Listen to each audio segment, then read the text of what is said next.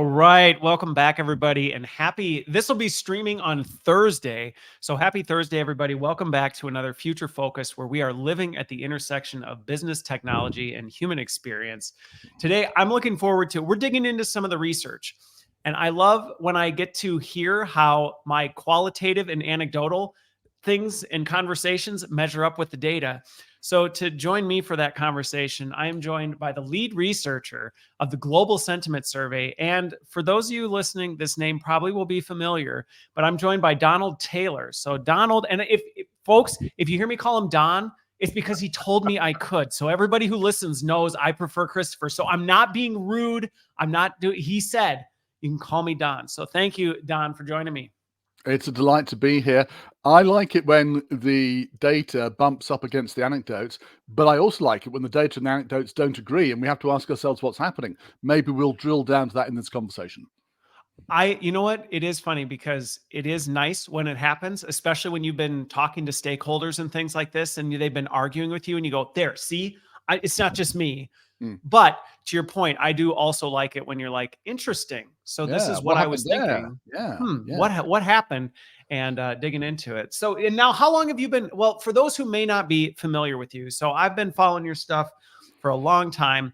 For those who may not be as familiar, you've been in the space for a bit. A long time. What's your background? I started as a computer programmer in 1981, working on PDP-11s, which are now in there's a PDP-11 it's a digital DEC machine, which is now in the Museum of Computing in the UK. That's how old it is. And those machines had that's how you know you've made it, when the thing you got your start on is now in a museum.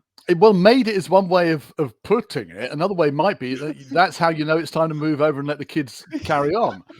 Anyway, the thing is, that gives me perspective. So I can look back over something like 35 to 40 years of working in learning and in technology. And I can say, yeah, this looks like a genuine trend, and this looks like hot air. I've chaired the Learning Technologies Conference in London since the year 2000. I've done this survey for the past 11 years. So I've getting quite a lot of, as I say, longitudinal perspective on things. And, at a conference, people are always turning up. They're always saying, yes, this is the latest, greatest thing. And then next year, somebody says, this is the greatest thing. And it never is. Yeah. But I do think there are some very major things happening right now, which we'll discuss in the coming hour. And they are real. Well, and I think that's the part that is, there's always truth. At least my experience has been, even in some of the flash in the pan stuff, there's usually a truth or something deeper that it's itching at that it hasn't quite landed on, but it's like, oh, this is going to be the thing. And it never sustains because it's like, well, it never quite got what it was trying to accomplish and people got distracted with it. And we could talk about why that happens. And there are some things which are pure fluff and other things which are absolute solid gold. But most, as you say, is somewhere in the middle. And you have to distinguish the signal from the noise and try to work out, okay, what's real here? And also, when is this going to happen? Because always the people who are the evangelists are super excited about something and they say it's already here. Whereas in fact, you're going to have to wait 2 to 3 years for something to actually kick in. Yeah, that's one of the downsides of being on the front end of that curve is a lot of times you're like, it's coming, it's here. And for quite a few years, people look at you sideways like, I don't know, you seem a little bit nuts. And it's like, well, give it a few years and we'll see what happens. So I'm actually curious, going back down the trip down memory lane. So you started in the computer science space. How did you then end up branching out into kind of the niche of L&D and L&D technology? Well, I started off programming in machine code and everything on these decks, but I realized that I wasn't very, very good at it. I was okay. But, the truth is, you know what productivity is like with people who code? There are people who are like me, who are journeymen, who can just get things done. There are people who are just super fantastic. And their productivity can easily be 20 times more than somebody who's a regular Joe. And nobody wants to go to work saying, "Oh, great, I'm a regular Joe." No, there may be. I'm not saying anything against people who go to work and do a job and go home. But I know what you're talking about. But you don't want that feeling. So I was young enough to be able to make a change and say, "Look, I'm going to change up." I went from computing, went to university, came out, and went into teaching English as a foreign language. That was my first job in 1987 after this That's a program. pretty hard shift. That's a Yeah, pretty hard shift of like compute to, is it? yeah, I mean, I don't know. I've always said yes to everything. I'm stopping doing that okay. now. It's not a good idea. But I've said yes to everything as a young man, which meant I got a huge amount of experience doing a lot of different things, and that was actually really Okay. useful. It proved very useful later on in life. So yeah, it's a weird shift if you're looking at it coherently, but if you're looking at it from hey, Okay. let's try a bunch of things that we might enjoy, it makes perfect sense. Yeah. Well, and it's funny you bring that up in the computer programming space because I remember now when we were connecting, getting ready for this, talking some of that shared experience in that. And it is interesting how there's certain fields where the difference between, like you said, just kind of your average Joe or Jane and the great one, like is just night and day different. And it is one of those, there's certain fields where that difference isn't quite as noticeable and you can kind of go through, but that is definitely a field like that. Okay. So you made the shift. Well, Now you've been doing this. hold on. Let me Yeah. jump Well, back because you're right, and I think it's really important. If anybody's listening to this and thinking, what should I be doing? I think it's much more important now than it was, back in the 1980s yes. and 90s, because the Yeah. competition between individuals and what they can do is so much more intense and so much more global now. I Yes. believe that if you want to make a real success of things, it's best to be the best you can be in your niche in the world, literally in the world. Okay, so just find that niche and make yourself the best at it. Because if you're not, you'll be number two, number three, number four, whatever. But the people who aren't number one have their work commoditized. And that means decisions are made on basis of price rather than quality. So I'd firstly define for me, it's a very narrow niche. I really understand about sentiment in L&D globally, okay? Nobody else does. Nobody else has got 11 years of data. Okay, great. So that gives me a niche. It could be anything, but if you have that niche, Yeah. go for it. If not, then I'd recommend finding one. But I do think over time, if you're conscious about it, you will find that niche. I'd encourage people to strive to find their niche. I would agree with you on that. And I think what I've observed over the past, probably, I mean, really, AI has accelerated this Yeah, exponentially. yeah, For sure. It was building up even before this. I think that would have been good advice even 10, 15 years ago. But especially in the past couple of years, I would say that advice is even more wise than it has been in the past. Because to your point, if you're just kind of clunking along doing it, it is going to be hard to differentiate yourself and it is going to be hard to thrive in the age where AI can do a lot of things mediocre. And so if you're kind of mediocre in it, absolutely. And it's not you're just not only AI. competing against other people, not only are you competing against other people, but now you're competing against other people with machines and machines themselves. Which makes it doubly hard. And look, over my shoulder, you've Yeah. got this globe. Now that's people say, "Oh, that's a nice thing," right? Like I bought it in an antique shop, but actually I didn't. This globe was bought by my mother. I'm the fourth of four children. When she had me, the doctor said you can't have any more children because I was a difficult child, and so she took her maternity clothes. She sold all her maternity clothes and stuff, and with the money, she bought that globe as a sort of thing for all of the kids to look at as they were growing up. So this is the world as it was in 1963, the year of my birth. And it's a dramatic and constant reminder to me of how much the world changed because I look at it quite regularly and I see there are countries on there which obviously geographically they exist, but the names don't exist anymore. The names have Yeah. changed and things have shifted a great deal. We go from year to year, we don't think about it very much, but over that period, you look at it, there's a lot of change going on. And I think about what you're saying in terms of competition between people, competition with AI, and also globalization. I think about Ashwin Rahman, who was a kid. This is a few years ago now, 2 or 3 years ago. 18 years old. He was working.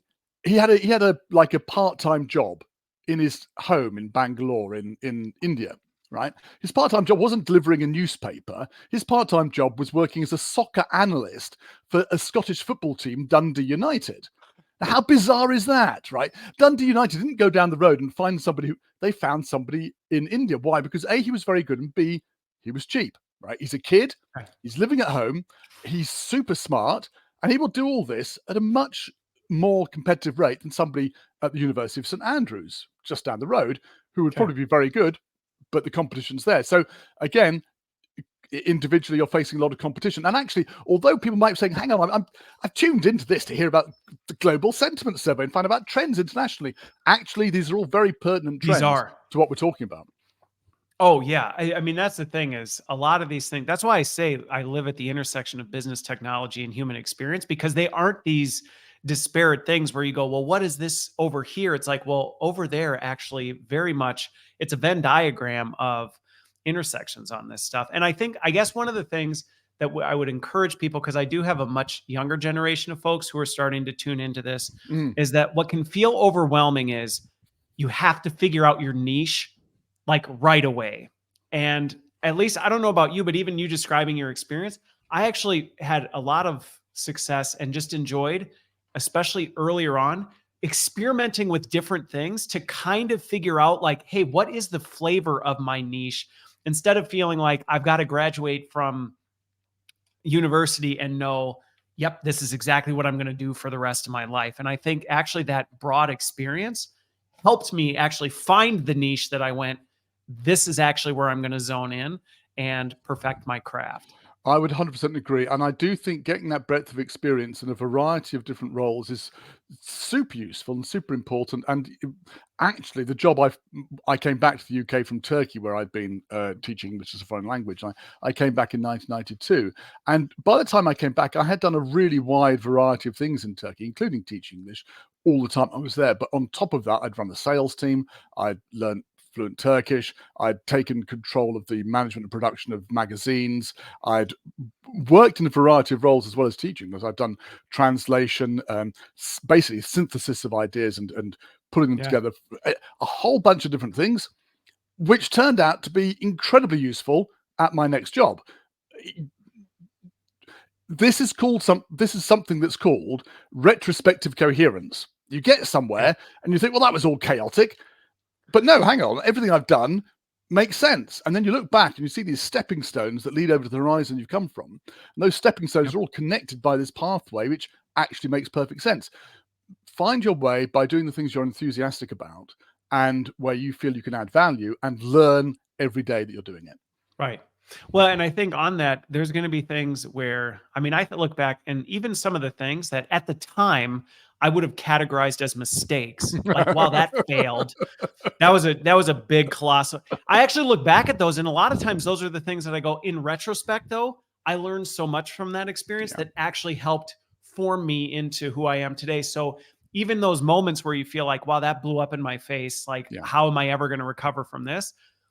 You end up looking back, and sometimes it takes a while. There were ones that felt like failures for quite a bit, but then you finally do get to a point where you look back and go, oh, okay, that's how that helped me in this new situation.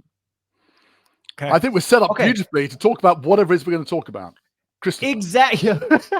Whatever it is. But so I am curious. So you've been doing this sentiment survey now for over a decade. And one of the things you said early on that I think is really interesting that we can unpack a little bit is, having done this for a while now, you've been able to start to see where there are things where you go, this is a flash in the pan, or this middle ground of, this is a flash in the pan, but there's something deeper underneath it that is sustainable. And then there's also these ones where you go, no, this is a unicorn type of a thing. One, how have you seen that how have you gotten to that point? Let's start with that, because then I'd like to see what you've seen over the years and how that's played out. So what I ask, one obligatory question in this survey that I ask people, which is, what do you think will be hot next year in workplace learning and development? And we've asked that question in the same format since 2016. And before that, the format was slightly different. Since 2016, we've had a list of 16 things people can choose from, one of which is other. And they can choose one, two, or three of those things. And so it's a very simple format. We've added a few questions over time, so it's now 4 questions, one of which is, where do you live? Another one is, what sort of organization do you work for? And the very important other major question is, what are your challenges for this year, which I hope we'll get to later on.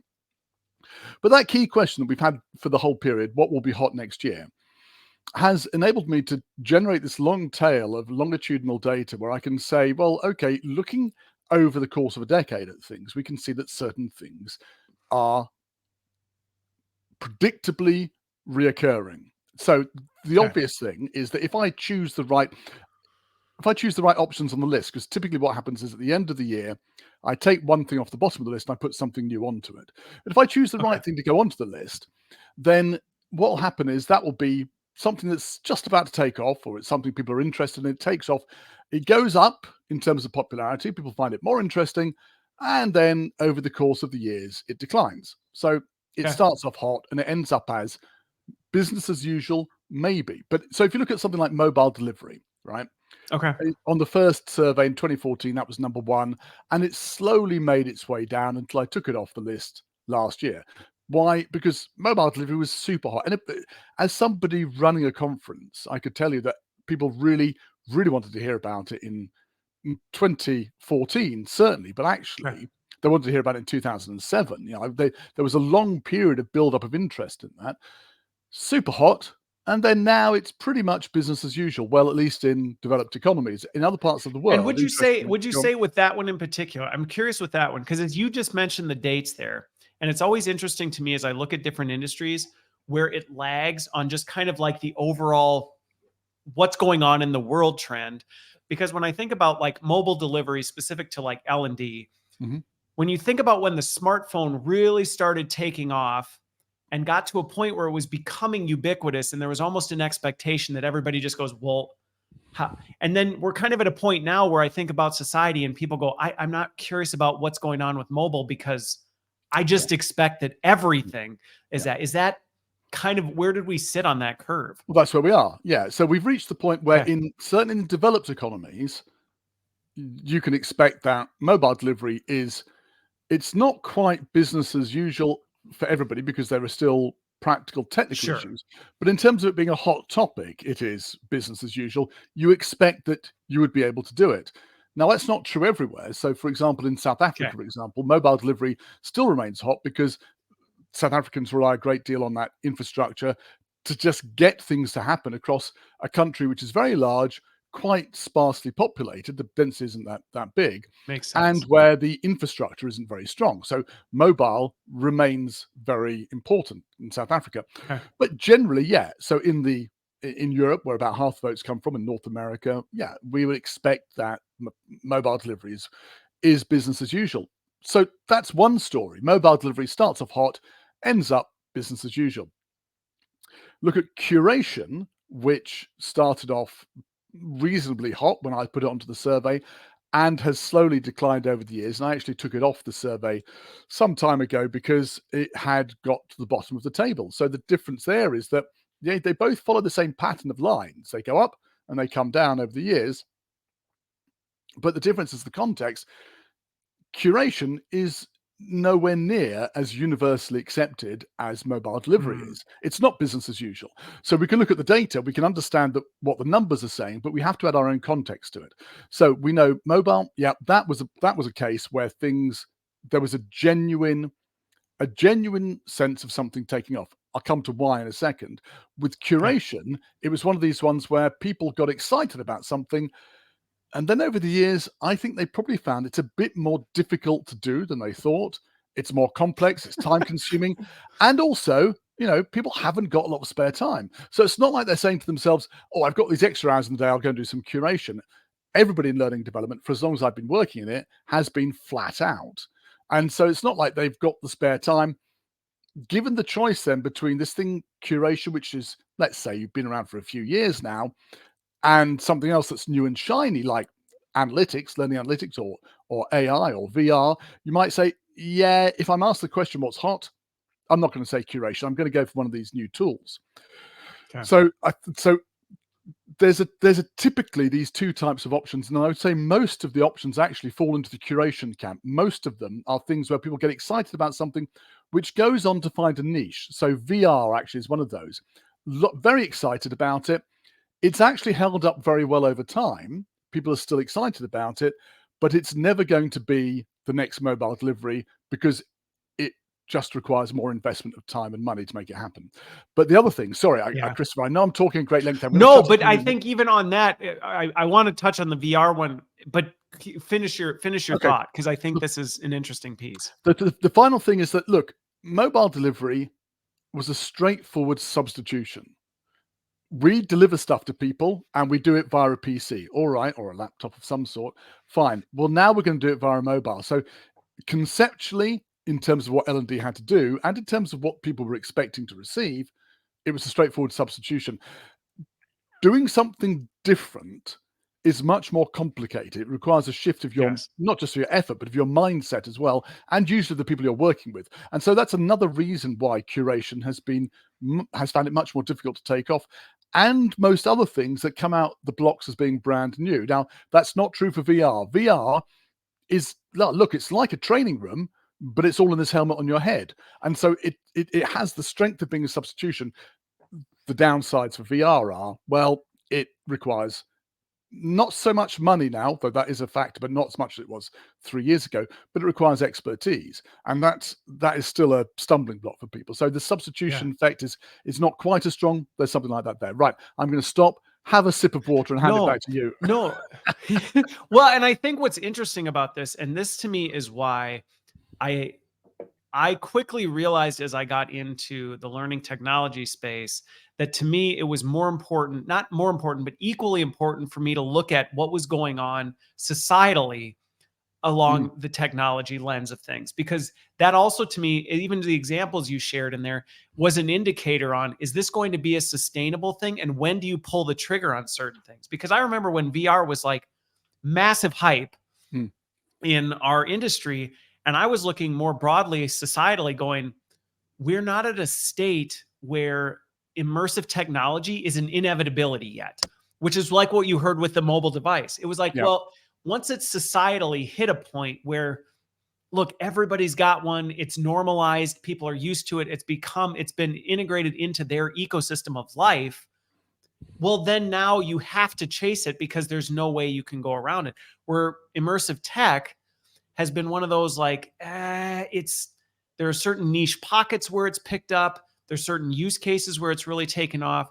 And that's why I think some of the folks who've been following what's been going on in immersive, I think what's happened with the Apple Vision Pro is yet again kind of an indicator of we're making steps closer. But just because some YouTubers do 100 hours in an Apple Vision Pro, like it's still considered like, well, that's kind of weird. Like, why would you? So we're not there yet. And so to me, it's one of those, well, it hasn't graduated to a state where you should just pursue it universally because, well, society is not ready for that yet.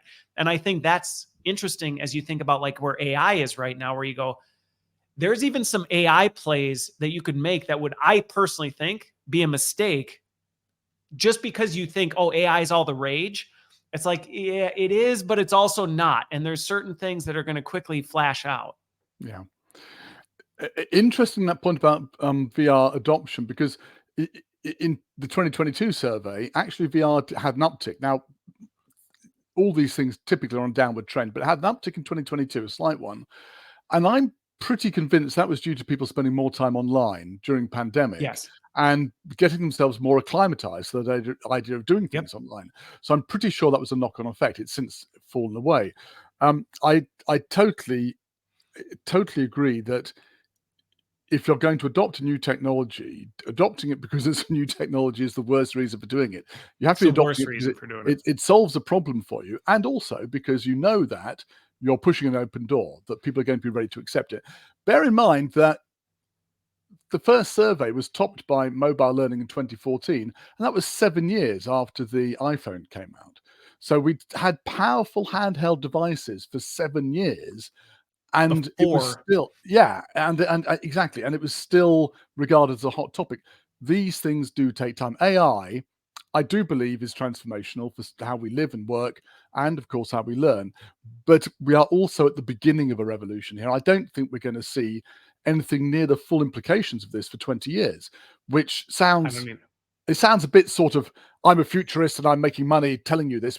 That's not my job. I'm simply telling you this from the basis of my experience, having been around for a long time, that, these things take time to bed in. Also, there's something else as well. I mentioned that I did this job as a computer programmer. Before I went to university, I saved my money programming, and I spent a year traveling. I went to Africa largely, and I distinctly remember going to Saqqara in Egypt, the ancient initial place where the pharaohs were buried. Yeah. And if you go there, you see the very first stone buildings, as far as we know anywhere in the world. These are like 5,000 years old. And fascinatingly to me at the time, there are pillars holding up the roofs which were carved to look like bundles of papyrus. And in fact, that is a theme that continues as a sort of Mm. motif. But the initial ones were carved as bundles of papyrus and bits of wood because, well, that's what you had to hold up a roof. You had wood. And so we're going to make this thing look like a bit of wood holding up the roof. Yeah. In the 18th century, when they built the first iron bridge in England, the first bridge made out of iron, nobody had made a bridge made out of iron before. So what did they do? They put the bits of metal together, and then they hammered dowling and joists together to fit the thing together as if it was wood. So it's the same thing as Interesting. happened 5,000 years earlier. We use the technology in the way we're used to using it, and from that, we understand what to do with it. So I think the phrase for this is Yeah. something like the affordances are emergent, something like that. Okay. You work out how to use it as you go along. We can't tell what's going to happen with AI in 5, 10, 20 No. years' time. We can look at it and say it's powerful enough. The only thing we can do is get in and play with it, like those people in Saqqara building buildings, like the people building the first iron bridge. Play with it, do what we know how to do, and then we iterate and we understand. But if you wait until the answer is clear, you're waiting too long. You've got to get in and You're get your hands waiting too dirty. long. Right. And Yeah. that's where I think threading that needle carefully is really important. Now, again, unless you're Eliezer Yudkowsky and you say we've got less than 2 years before AI just completely annihilates all of mankind. But I think that's maybe a bit on the extreme end of it. But two things with it that I think are really interesting that you brought out of that. And I think this is where a lot of the hype around AI misses the mark is that I think back to, I mean, I haven't been doing this as long as you have, but I've been around the block for a while. And I remember when the internet first started taking off, and you saw some of the same hype cycle where it Sure. was like the internet is going to be the thing. And so everybody was thinking like internet is it. And it was like, well, no, it just becomes basically the fabric on which everything is made of. Yeah. So even when the internet came out, we didn't even really fully understand what the internet was going to do for things until we had time to kind of refine it and say, oh, actually, the internet is just going to refine the way we do this way, or this will be a new Mm. innovation that we hadn't considered before. And I feel like that's where we are. But to your point, the analogies you made with the bridge and stuff, I see way too much of that happening, which to me is a bit disappointing with artificial intelligence, where I'm like, really? We have It's all this power and potential, and all we're doing is trying to recreate the same thing, but make it look different? I don't, to me, It's it's disappointing. disappointing. It's disappointing because you're thinking, well, hang on, couldn't we do this and this? We could, but at the same time, go for it. Work out what you can Sure. do. Listen, I have this series of things that I use to describe whether something is a revolution or not. Okay. You start off with a transistor radio. This is me in my 1970s. I'm in my room at home. I'm listening to my transistor radio. I listen to the radio, and I record Top of the Pops on a Sunday evening on a cassette. Right. Okay. Next stage from that is a boombox. Boombox does exactly the same thing as a transistor radio. It is just much louder. You carry it around and you play your cassette or your radio to your mates. Okay. Yeah. You carry it on your shoulder on your skates down the street. Yep. Exactly. I'm not on That's right. skates for me. I was never that stylish, but Okay. yeah, carry on my shoulder. Um, what happens then, of course, is that the chairman of Sony has all these kids listening to their boombox in the park and is driven to distraction and literally takes to his engineer a cassette and says, look, build something that fits around this cassette, does nothing else, maybe plays a radio, and we'll give that to the kids. And your Walkman is born. So the same functionality is there. You've got a radio, you've got a cassette, but the use of it is different. It's now personal and mobile rather than social and Yep. mobile, like a boombox was. What has happened there is the boombox was doing the same thing bigger than the transistor. The Walkman is doing the old thing in a new way. It's playing your Yeah. music, but in a new way. And the next stage from that is 10 years later, slightly less than 10 years later, you've got the launch of the iPod. You're carrying around music, you're listening to it, looks the same as the shuffle, looks the same as the Walkman, but you're doing a new thing in a new way Yeah. now, because what you're doing is you're listening to music, you don't own it.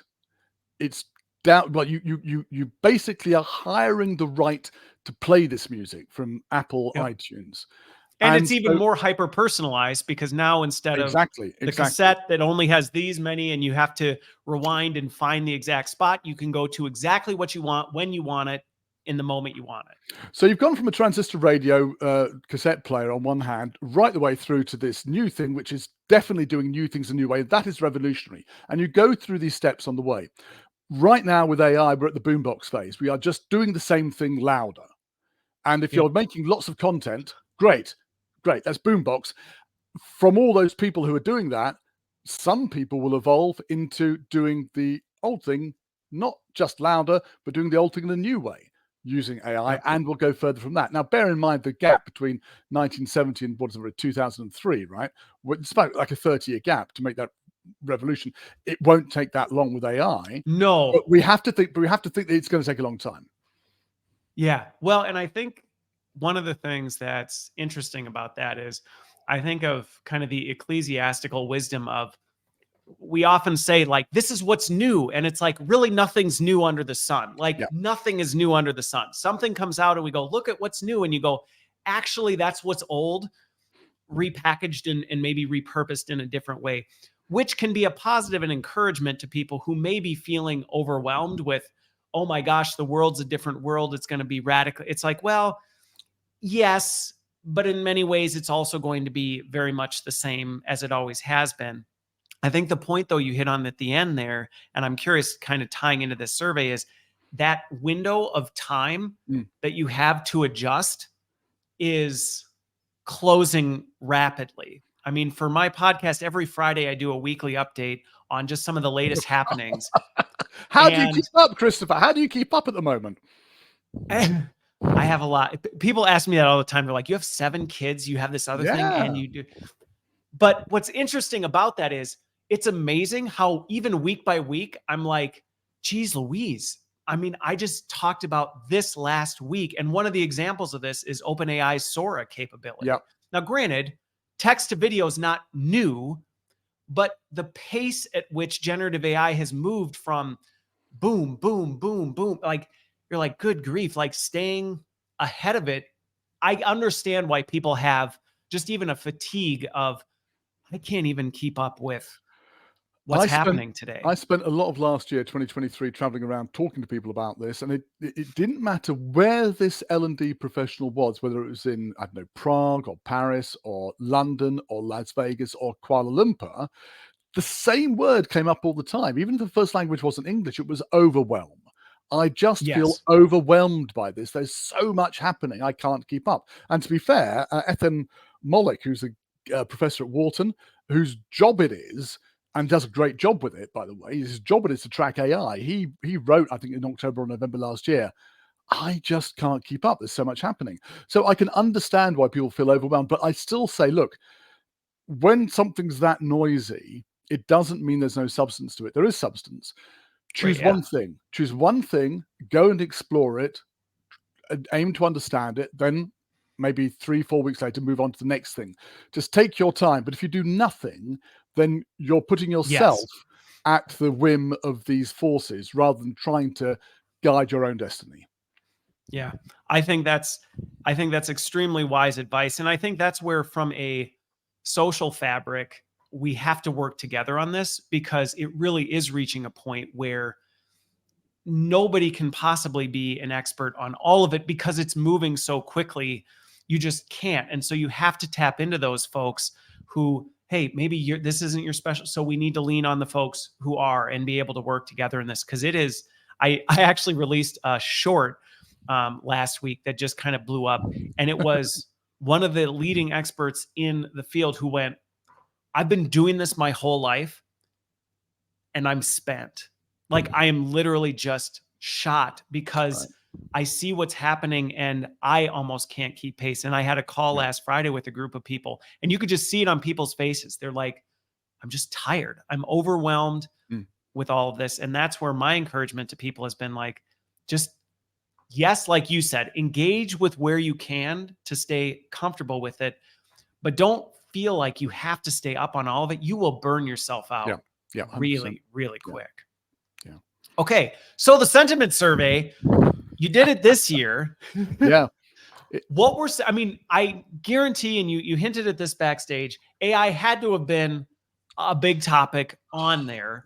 But I'm curious what some of the insights that you learned coming out of that were in 2024.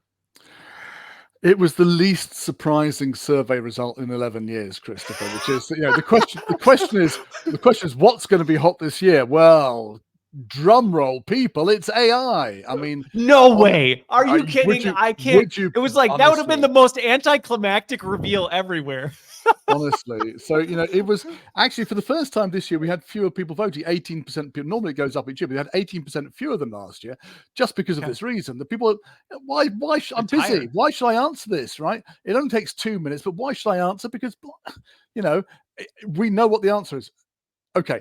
But the interesting thing is, at least now we have a number. We have a number to say, well, okay, how exciting is AI to people? Well, in the past, to be number one on the survey, you had to get something like between 10.5% and 13% of the vote. Okay. So this year, AI came in at 21.5% of the vote. So it's absolute, it's mad. It's absolutely enormous across each work group, whether you're working for L&D in a training team, working for a vendor, a freelancer, working in education. Everybody agreed it's AI, and they marked it at least 20%. I have 16 key countries where there's a substantial number of people voting. Every one of those put AI first, apart from Thailand, which put it second for some reason. Actually, interestingly, Really? the vote in Okay. Southeast Asia was not quite as strong for AI as it was elsewhere. But basically, everybody in the world agrees it's super hot and important. So great, boring survey finished. Not quite, because there is some other stuff underneath, which is interesting. What lies underneath in the data, and also the anecdotal or the qualitative stuff in the answer to that other question. What is your challenge this year? What's your biggest challenge? So there is other stuff in the survey. I would encourage people to go and download the survey and have a read of it. I'd also, I'm very interested to know what happens next year. I know that's looking forward a bit. I can't believe that AI is going to sustain this level of interest. So I'm very interested to think what happens over the course of the year and what will happen in February of 2025 when we're looking back and talking about it. Will we be saying, amazingly, AI continues this roller coaster ride of interest? Or will we say, no, people are starting to push back a bit? And if they are, what will that look like? How will people react to AI in learning development? I'm very interested to think about that as well. Okay. And we'll make sure that we put a link in the comments for this so people can download. So if you're watching or listening to this, check out the show description, and we'll make sure that that's included in there. But to your point, I think it is going to be interesting because going back to what I said a few minutes ago, AI to me is like saying oxygen is the big thing. You're like, right, but for what? Like, Exactly. or water's the big thing. And you're like, well, yeah, I know it's really important, but I don't know.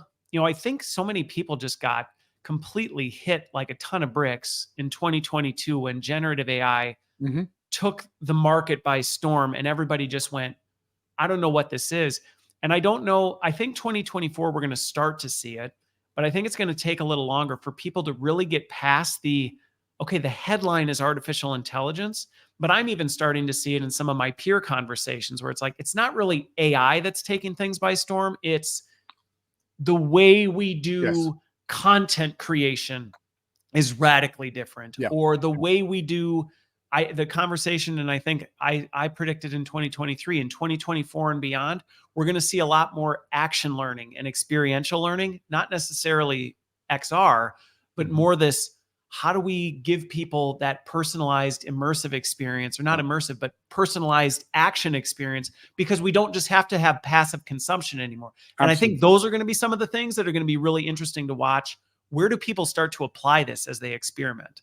A couple of things out of that, Christopher. Firstly, I completely agree that this idea of AI is a sort of amorphous, huge blob is Yeah. starting to come a bit more into focus now. It's almost like you're in a boat and you're coming towards something which just looks like this huge grey lump. As you get closer, details start to emerge, and it's clear that this thing is something that's much closer, and then there's something else that's further away. It's a bunch of separate things that all look like one thing, but actually they're very different. And yes, it might be personalization, it might be content, it might be something else. Another thing is, I'd say this is very analogous to the early adoption of electricity in the early 20th century. Then, when it was first coming out, and of course, the very first uses of electricity were in the late Victorian era, but then it was, oh my goodness, electricity. But you wouldn't say that now. You'd say, well, yeah, we've got electric cars, we've got motors to Yeah. do this and motors to do that. And interestingly, when electricity was first used, it was used in exactly the same way as steam engines were.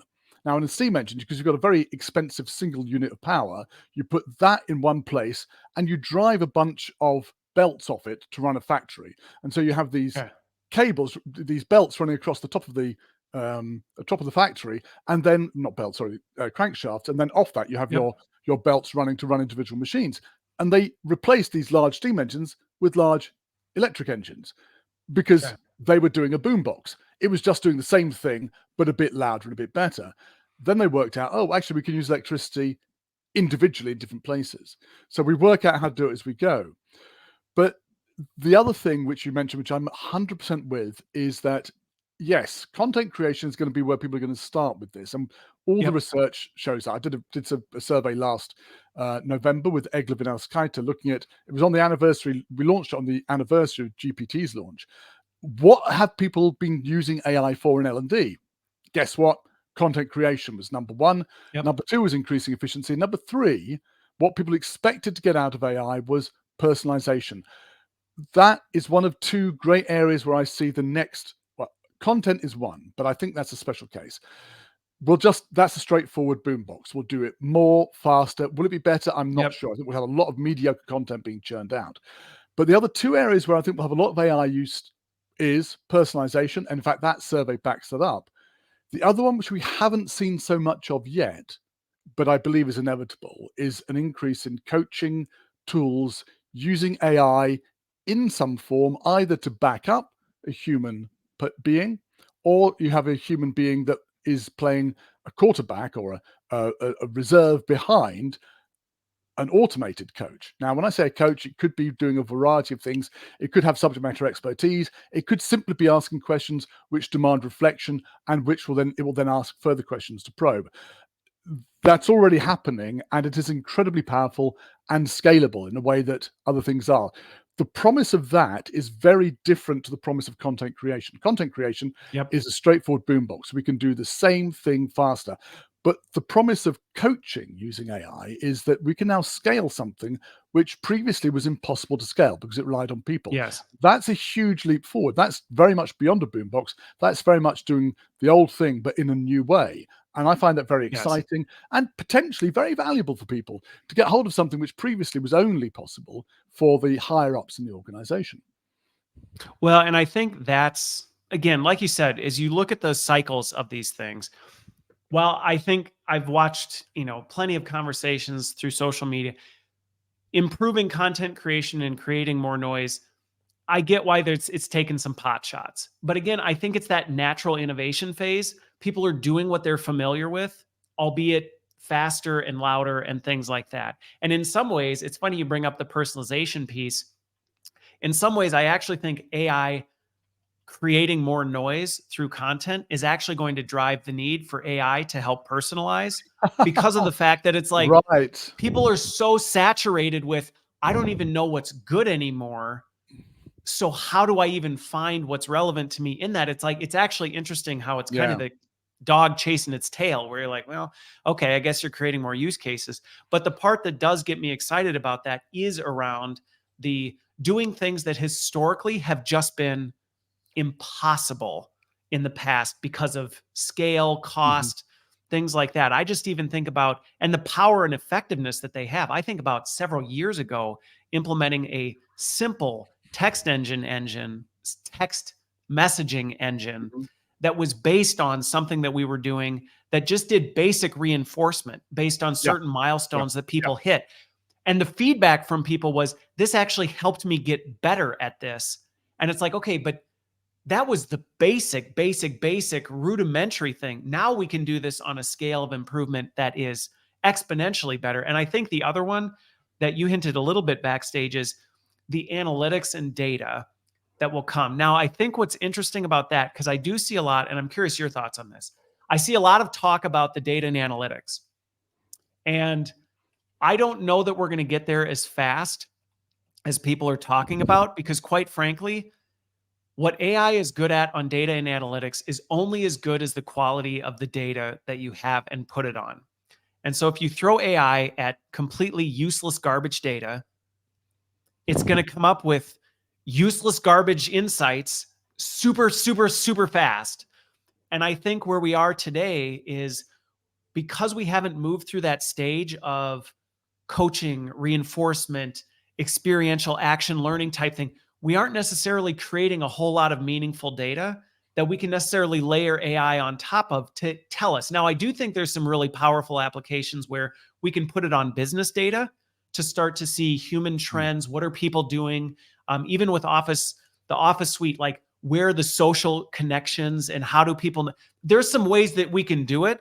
But I think a lot of our industry is focusing on like, yeah, we can throw AI on our LMS data. And I'm like, and it's going to tell you absolutely nothing that's Yeah. not going to help you. I think we have to go through that middle stage to get to a point where we can actually do it. Now, I think some people are there, but I'm curious your reaction to that. Well, I think most people's view of data is exactly what you say in L&D, unfortunately, which is, oh, it's about my LMS. But it really isn't. And the Yes. phrase that we have on the survey is learning analytics. And it's been pointed out to me a few times that I should really say business analytics. Well, I believe business analytics is very important, but the phrase that is in people's minds is learning analytics, and that has held up very well this year. There's a sense that as well as AI going through the roof and obscuring everything else, the options which actually went up this year were personalization, learning analytics, and then skills-based talent management went down by 0.1%. So we can count that as a win. So those three, personalization, analytics, and skills-based talent management, are the areas where people are also interested as well as AI. And guess what? They're all data-driven one way or the other. Yeah. We have to ask ourselves, okay, does that mean that people have an astute, clear understanding of what AI, of what data is, and how to use it well in order to answer questions about business? And the answer is no. Almost certainly they No. don't. Anecdotally, we know that's not where we are. You're 100% correct that AI is best used for L&D right now is to query and make sense of business data. Is the L&D world ready to get hold of and make sense of that data by asking the right questions? I don't think they are, sadly. Yeah. I think we're in a, could we do it? And I think this is one of the reasons I love the industry we're in is I tell people you can be into anything and find a home in our industry because again, like one of my leading analysts, he doesn't have an L&D background. He's a business Yeah. analyst. And we're doing a lot with him to be able to look at things and be able to say, hey, what's really here? And again, going back to it, I think AI is actually going to hopefully, I hope this is to me where I have my doubts on humanity. I hope it forces us to actually question things before we just start reacting to what we see. Because as an example, we started digging into some of the analytics on some of our business data. And then we started going, before we just react to this, is this data actually telling us what we think it's telling us? Right. And let's review that first. And when we got into it, we actually realized we were asking the wrong questions. We were gathering the wrong data from the business. And it actually forced us to rethink things because we realized, actually, if we do our analysis on this, it's completely wrong. And even some of the culture survey and some of the stuff around talent management, we realized these aren't even the right questions to be asking people to get the data and insights we need to be able to throw AI. And I think that's one of the risks that I keep warning people about is, hey, don't just think because you have what seems like good data and you throw AI at it, you're going to get an incredible result. Danny Johnson does a great job of doing a survey of what's available in the learning tech space. Danny Johnson, Red Thread. And one of her observations is that every platform offers analytics. They offer analytics because, as we know, people want to buy something with analytics. But she also observes, or actually it might be me observing it, that those analytics engines are very seldom put through their paces at all. It's like, the analogy is familiar, going to the shops in your Ferrari and you're filling up the boot with your, I don't know, your bread and your milk, Yep. when you could easily do that with a compact car. And I think it's a shame that we want this stuff. We know it's important, but we're not quite sure what to do with it. Your story is great because understanding where the gaps are and what we should be doing with the data is really what's important. It's like we were talking about earlier, this sense that, oh, I've made a mistake there, but I've learned from it now. Yes. Whereas, unfortunately, I think too many people in L&D are happy to take numbers at face value or data points at face value. Oh, this says this, right, I'll go and report that. Well, no, that's not your job. Your job is to ask, what does that mean? What is this telling me? And that's with the Global Sentiment Survey. I spend a lot of time in this sort of ruminative state of being halfway uh, between having finished the survey, got the data in, and then having to present it to people. And I just have to look at the Yeah. numbers and say, well, okay, well, that's interesting. What does this mean? I play with it a bit, and that doesn't look right. And I go away and I come back and I try something else. And there's that iterative process of trying out, if you like, hypotheses and answering them, and then being cautious about the results, which we need to develop as a skill generally in L&D. The technology is there; it's way ahead of what we could do with it, but we have to develop the nous, the skill to use that data and to ask the second question. What does this Yes. mean? How do I take that further? That's where I think we're a bit lacking at the moment. Well, and I think going back to, again, some of the underlying trends of all that's going on societally and on the technology front, it's a lot of people are left asking, in this technology driven future, what purpose do I serve anymore? And one of the things that's not necessarily a popular message I've discovered is that I'm like, if you are continuing to do what we just described, if shelling out more content or being the person who takes the results and presents the results, and that's it, you are at a high risk of being obsoleted by technology, because quite frankly, the technology is moving at a pace where it's like, that's not actually where the value is. Yeah. It's Yeah. in that follow-up of, even in content generation, if your job is just to create the thing, I've had AI able to create content better than humans for a lot longer than 2022. Yeah.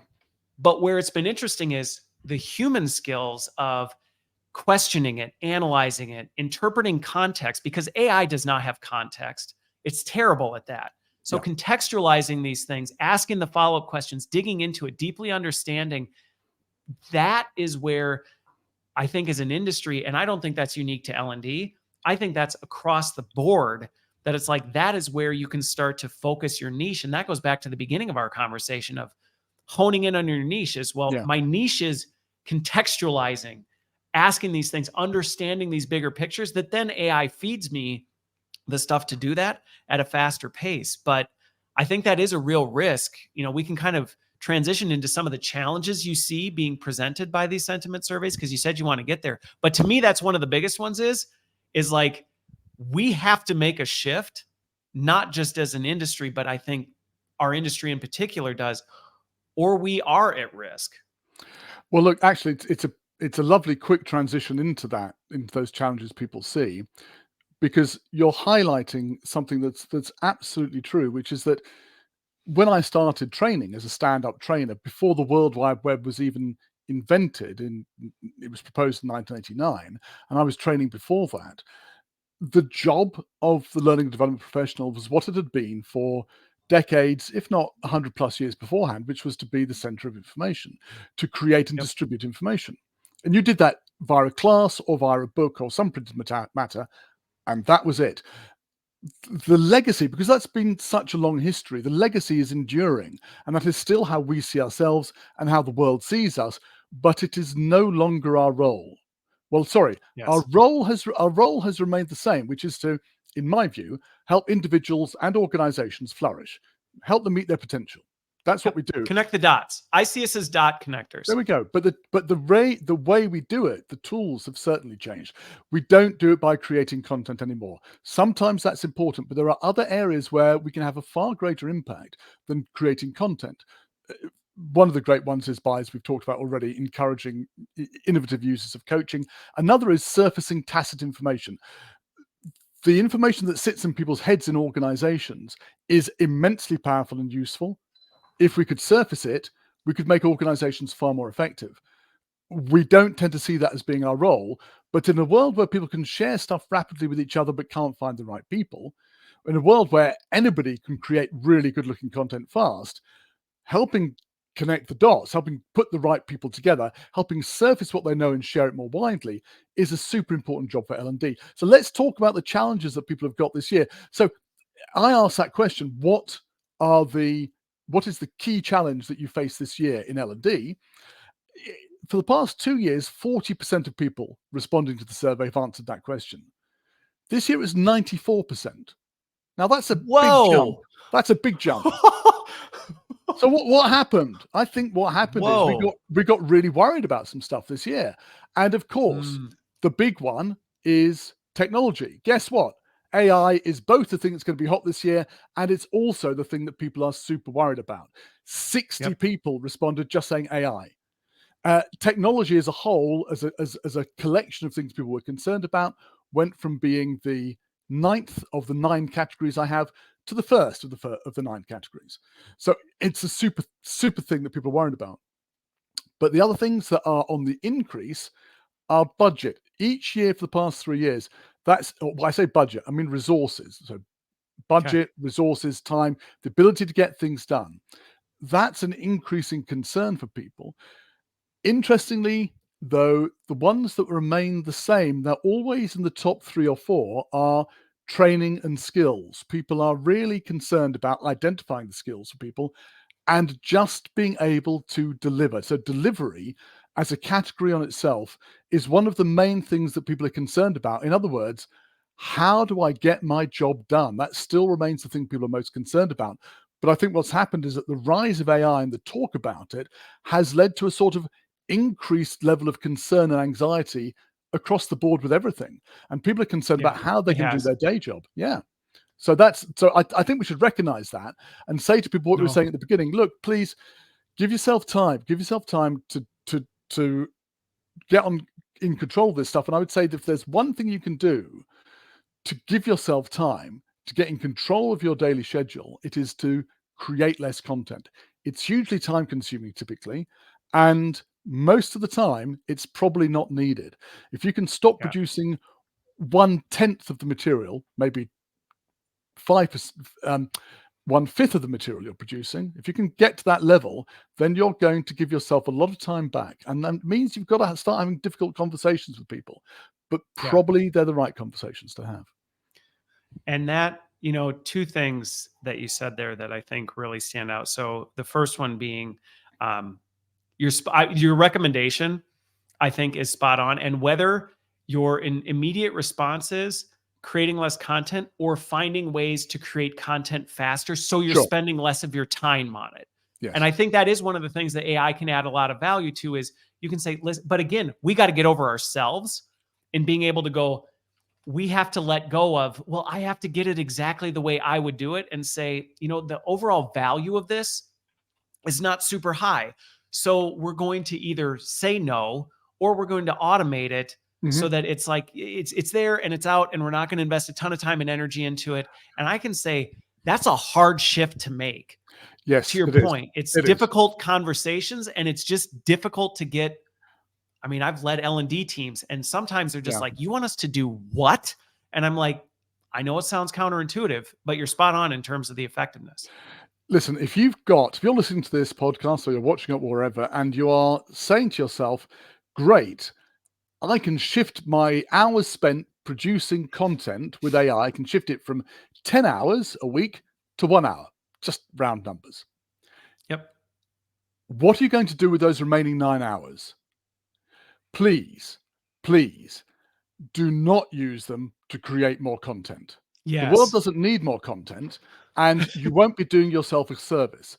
Use those 9 hours to invest in building your network in the organization, understanding it better, and growing your understanding of what's going on in the world of AI and other tech developments. And that way, you'll be serving yourself and your organization and the people in it much better.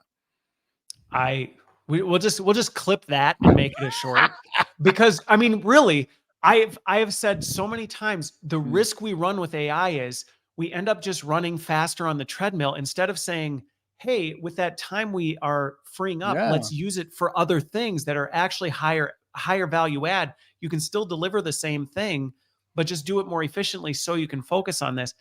But I think one of the things that you brought up that I'm hypersensitive to is one of the things that I do think is unique about artificial intelligence and what's happened with it is it has shaken people's identity to its Correct. core Correct. more than anything ever has, where Yeah. suddenly people are going, what what really is my value, or what Yes. is my identity in this? And so I'm sensitive to that, because when I talk to people, a lot of the exhaustion, when I dig under the surface, it's rooted in fear.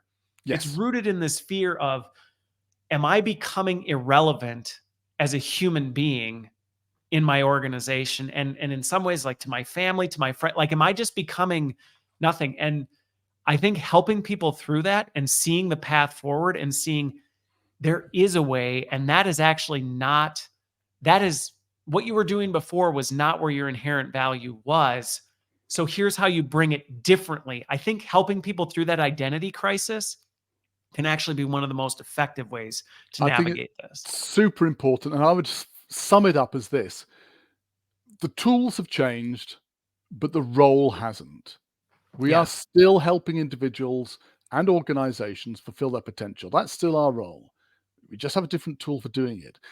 Shift our mindset from being obsessed very often with producing beautiful stuff to thinking about how we help people do their jobs as well as they can. Yep. I think that's absolutely accurate. And just from, again, my anecdotal Yeah. experience, when I've leaned into that, when I've done that over the years, when I've encouraged my teams and coached them to do the same thing, our value in the organization has only increased Yes. exponentially. Yes. You know, we've sustained the layoffs, we've sustained the budget cuts, we've actually grown at times when others are shrinking, because when we really lean into what our core purpose is instead of the activity, Yes. that's when all of a sudden you unlock doors that were previously just felt impenetrable. I think you have reached the summit of the entire episode here. You've planted your flag on the summit Okay, there and you you're go. waving it. Well, Yeah. well, with that, I really hope that again, I so appreciate you joining me, Don, to just even share some of these insights. And this has been a really powerful conversation. Mhm. And I hope it serves as an encouragement while meeting people where they are, but also giving them a path forward, Yeah, I because hope so. there is a path forward. And I am sensitive to the noise and I'm sensitive to all the stuff going on. But I think, if anything, your survey is revealing some of these things to be true and hopefully help people make these next couple years a positive one. So thank you for making the time. Been great to be here. Really enjoyed the conversation, Christopher. All right. Well, thank you everybody for watching, listening, wherever you are. Thanks always. And feel free to share it with somebody who would benefit from it. And we will see you on the other side.